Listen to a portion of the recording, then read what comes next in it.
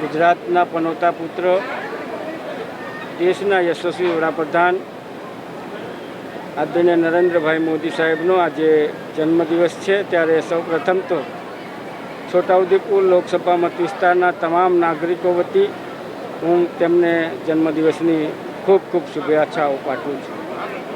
આજે સમગ્ર ભારતમાં સ્વસ્થ નારી સશક્ત પરિવાર અભિયાનની શરૂઆત થઈ છે અને સાથે સાથે સેવા પખવાડિયાની પણ અભિયાન થઈ છે। ત્યારે આજના દિવસે સમગ્ર દેશવાસીઓને અપીલ કરું છું કે આપ પણ વિકસિત ભારતની સંકલ્પના માટે માન્ય નરેન્દ્રભાઈનું દીર્ઘાયુ સારું રહે, સ્વસ્થ રહે અને આ ભારતને મહાન ભારત બનાવે એવી એક શુભેચ્છા પાઠવું છું। અને સાથે સાથે દેશવાસીઓને પણ વિનંતી કરું છું કે આપ પણ નરેન્દ્રભાઈના જે અભિયાનો છે એમાં સાથે જોડાવો, જેથી કરીને એક વિકસિત ભારતની સંકલ્પના પૂરી થાય।